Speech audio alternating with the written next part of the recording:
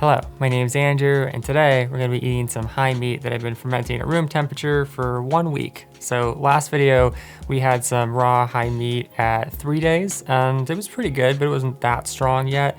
And I've been eating this every day, so we're almost out. I really have like 1 serving left. So we're going to try that out today and see what it tastes like. So there's what it looks like after a week. You can see it's getting a little bit soft. It kind of surprised me that it didn't ferment faster. You know, like when I first read about this, I thought that it would just, you know, like turn moldy within like a day or two, but the flavor is still pretty mild. I would say the one way that it's changed is that it's developed this like subtle ammonia flavor, and I really like this because I used to get these like salty fish gummy things. I think they were from Sweden or somewhere in Scandinavia, and they're like all the rage there, and they have this like ammonia flavor that's added to it. It's synthetic, but apparently when you ferment meat, it breaks down the proteins, and ammonia is one of the flavors that you can get. But the meat is definitely getting a little bit softer, which is nice. It's kind of pre-digested, and that's the benefit of eating high meat. But I would say at 7 days, it still hasn't really broken down that much. Like the outer meat is soft, but then the stuff on the inside is still, you know, it's just like basically the raw meat that it started out as. The other thing I've really been liking about raw meat is that it has almost like a salty flavor. You know, it's not any higher in sodium, but I guess just because the nutrients start to break down, it feels really good, like blended in with the rest of the raw Primal bowl that I'm eating every day. But yeah, just to show you, like this is really too big. I think I would have cut them into smaller pieces, like maybe a quarter of this size. And that's what I did for the next batch, which I've already started. This is bison skirt steak, and you can see that the pieces are a little bit smaller. It's kind of hard to tell because they're squashed together there, but this should be easier to chew. It's kind of hard to chew unless you cut it up when you have these like big pieces of raw meat. I also started my first organ ferment. This is raw liver. It's been fermenting. I think this is about 3 days old now. It's starting to taste really good. It's developed like a sort of tangy, rich flavor. You can see the bubbles there from the fermentation. And liver is supposed to be really powerful when you do a ferment with high meat because it's got a ton of B vitamins. So I'm really interested to see what this will be like after a week. It should give me a pretty good kick. Let's have another piece. The thing I love about high meat is that it's just so much more flavorful. Like this is just a basic skirt steak, you know, and normally the flavor would be good, but you know, not anything special, but it kind of turns it into like an organ meat in terms of flavor. Wash it down with some gerolsteiner. This is one of the other changes I made to my raw Primal diet recently, is that I was drinking this plus Mountain Valley for spring water, but I switched to just gerolsteiner because it has a higher mineral content. You can see you're getting 20% both of calcium and magnesium. And magnesium is especially important for an animal-based diet because it's very difficult to get. There's not much magnesium in a lot of animal foods. So what I'm planning on doing is I'm gonna go down from 4 cups of kefir per day down to just 2, and then that'll kind of like lower my calcium so that if I'm drinking more gerolsteiner, that'll get my magnesium up. But yeah, in terms of kefir and just like raw fermented animal products in general, you just get such a crazy buzz from them. Like in the morning, I'll have my cup of kefir, and then I'll have a few pieces of raw high meat, and I'm just like buzzing. You know, it's the best cup of coffee in the world, except there are 0 side effects. You know, you don't get the bloating, it doesn't have that horrible bitter acidic flavor, and you know, you don't get the shooting up and then the energy crash like a few hours after you drink it. It's just like smooth energy all day long until I get to my next meal, and then you know, the energy goes back up. And like, yeah, overall I've had 0 negative side effects after the first week of eating raw meat. Obviously it's too soon to really comment on anything long term, but I'm gonna keep making update videos on it. Maybe I'll do a 2-week and a 3-week and a month. And really the only annoying thing about doing it, and this is just applies to fermenting in general, is that you constantly have to be thinking like, you know, a month ahead. I mean, I may be doing that long term, you know, like we're fermenting the meat for a whole month before I eat it. And so that can be a bit of a pain because then if like you forget to start it or you eat more than you planned, you're kind of stuck, you know? It's like you can't fast forward in time and suddenly have like month-old meat to eat. What else? I've also increased kidney. I just seemed like I was really craving raw kidney. And I've had kidney issues in the past, so it's sort of like the traditional Chinese medicine theory of like you eat the organ that you're trying to heal, you know? I've gone up to about 50 grams of that per day, so I'll have like 25 grams per meal, and it tastes really good. It's has like a really smoky, rich flavor, and I'll probably try making high meat out of that too, which should be really delicious. I think I'm just gonna finish this out here because it's almost done. I don't know, it's almost like a really well-aged cheese. It has that like smokiness to it.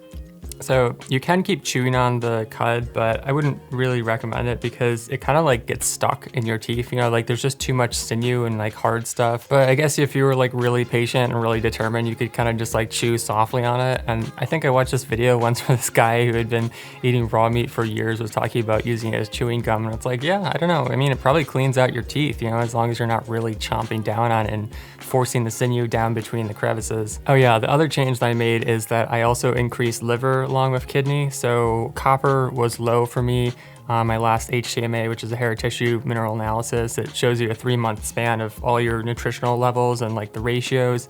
And with copper, an animal-based diet is very high in zinc, which can be a problem because there really aren't very many foods that have high copper in relation to zinc. In fact, liver is basically the only animal-based food that has higher copper than zinc. There are some varieties of oysters that have a better ratio, but they're, I think, more Pacific, so that's not really something I have access to. So I've also gone up to 25 grams per day of liver, and now I'm eating that as high meat, and it's really good. It's very energizing, like I said. And I haven't had any negative side effects in terms of vitamin A, which some people have said is a problem with liver. But the thing that most people don't realize is that all of the studies that have been done on vitamin A have been done on synthetic vitamin A, which is completely different. And none of these studies have even looked at raw meat and vitamin A. So I don't know. Agnes von der Planetz, who's like the founder of the raw Primal Diet, had the view that you can basically eat, you know, pretty much as much liver, or at least bison liver, as you want, and you're not gonna have any issues with toxicity. The other thing that the studies have looked at, there haven't really even been long-term studies, it's mostly observational, but polar bears, you don't wanna eat polar bear liver because it literally has like 1 million IU of vitamin A, and so it's like 50 times higher than something like bison liver. So that's another reason why people seem to have gotten this misconception about vitamin A being super toxic and like you can't have any. But again, I'll let you guys know how it goes long-term because it's still, you know, it's been only 6 months. The final thought, I guess, on high meat so far is like, I've gotten a lot of comments where people have been triggered, you know, not just by raw meat, but by raw, high fermented meat. And, you know, I don't know, they think it's like disgusting or dangerous, or a fad diet, but you have to remember, like, literally every single animal on planet Earth eats raw meat. There's not a single carnivore or omnivore animal other than human beings who eat cooked meat. And two, like, I get that a lot of people have had whiplash, you know, with me being raw vegan and then going over like the complete opposite diet. But I don't know, I mean, this is just what's working for me, you know. I keep meticulous notes on my stats in terms of health and, you know, happiness and creativity. And it's just like everything has increased, you know, consistently over the past 6 months, and that's never happened on any diet, vegan or otherwise. So it's like, what am I supposed to do? Like, am I not supposed to post about this thing that is super meaningful to me? Like, from the beginning, this channel has basically just been about me trying, you know, interesting things in life and seeing how they affect me. And some of them work and some of them don't. And I actually got the same type of flack when I first started posting about barefoot shoes because I got all these comments about like, oh, it's dangerous and you're gonna get people hurt. And I'm like, well, you know, people have to make their own decisions. Like, this is what the internet's for. People put information out there, you watch the information, you think about it, and then you decide whether to implement it in your life or not after having considered many different viewpoints and scientific research and, you know, maybe try it a little bit yourself. And then for the people who think that raw primal is like a fad diet, it's a bit ridiculous because I think raw primal is probably the least popular diet in the entire world.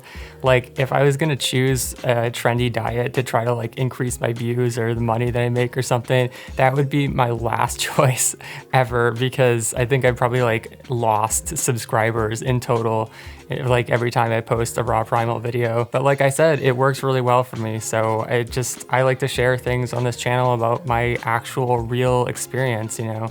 I'm not just gonna pretend that I'm still on a raw vegan diet because that's what people want to see or because I think that that's going to increase views. I just want to be honest with you guys. Anyways, in other news, I had something really good happen yesterday. I've been waiting on these floorboards, shiplap, to come in for my van build at this like small lumber supply company that has like really high quality knotty pine, and they finally came in. So tomorrow I'm gonna drive over and I'm gonna pick up a bunch of wood for the floor, for the walls, and for the ceiling. So I'm gonna really be able to make a lot of progress very quickly with my van build after that, because I've basically been stuck, you know, for a month on this, and it's been really frustrating. Even though I'm having, you know, better energy with my diet, it's just like, this is something that I can't get past. And then before that, I had like the whole kerfuffle with the propane heater, which I decided to scrap after I'd gone to the whole work of like installing it, you know, with the pipe and mounting it underneath the van. And then I decided I wanted to go with a wood fireplace, so I lost a lot of money and time and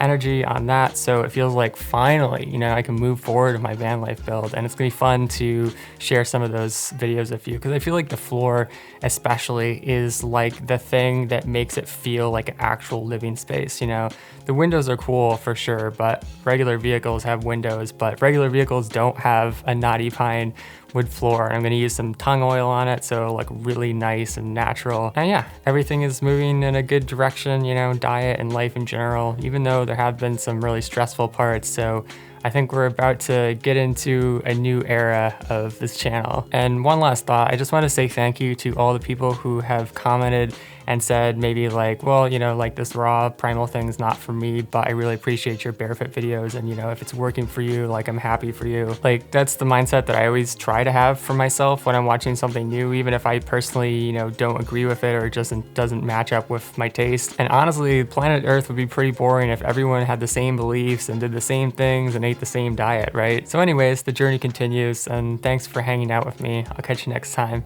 Peace.